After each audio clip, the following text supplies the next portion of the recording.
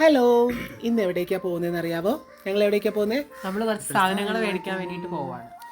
അതെ, ഞങ്ങൾ എല്ലാ തവണത്തെയും പോലെ സ്നേഹപ്പൊതികൾ കൊടുക്കാനായിട്ടുള്ള സാധനങ്ങൾ വാങ്ങാനായിട്ട് പോവാണ്. സ്നേഹപ്പൊതികൾ എടുക്കുമ്പോൾ എപ്പോഴും ശ്രദ്ധിക്കാറുള്ള കാര്യം, നമ്മൾ എല്ലാം ഉണ്ടാക്കാനായിട്ട് വാങ്ങുന്ന സാധനങ്ങൾ, അത് പച്ചക്കറി ആയാലും അല്ലെങ്കിൽ ഇപ്പോൾ അരിയും ബാക്കിയുള്ള പലവ്യഞ്ജനങ്ങളായാലും അതിൻ്റെ ക്വാളിറ്റി ഉറപ്പുവരുത്തുകയും നല്ല സാധനങ്ങൾ തന്നെ ഇട്ട് സ്നേഹപ്പൊതികൾ ഉണ്ടാക്കണം എന്നാണ് ഞങ്ങളുടെ ആഗ്രഹം. അപ്പോൾ നമ്മൾ ചെയ്യാറുള്ളതും അങ്ങനെ തന്നെയാണ്.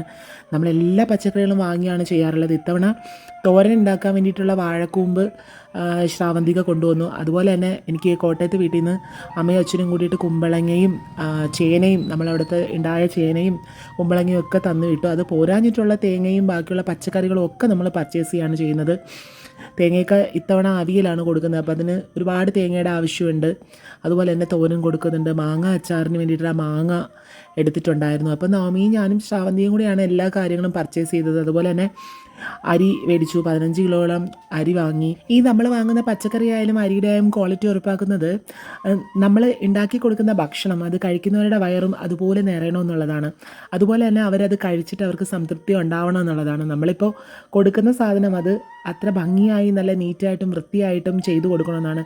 അതുപോലെ തന്നെ നമ്മളിത് പൊതിയാനുള്ള വാഴയിലയാണെങ്കിലും അല്ലെങ്കിൽ ഇപ്പോൾ പേപ്പർ ആണെങ്കിൽ കൂടി നമ്മളെല്ലാം പുറത്തുനിന്നാണ് വാങ്ങുന്നത് എല്ലാ സാധനങ്ങളും. അപ്പോൾ അതിന് വേണ്ടിയിട്ടുള്ള എല്ലാ സ്ഥലങ്ങളും തപ്പി പിടിച്ച് നമുക്ക് നല്ല സാധനം കിട്ടുന്ന സ്ഥലങ്ങൾ നോക്കിയെടുത്തൊക്കെയാണ് നമ്മൾ വാങ്ങാറുള്ളത്. അതിന് വേണ്ടി തന്നെ നല്ലൊരു എഫേർട്ട് ഇടാറുണ്ട്.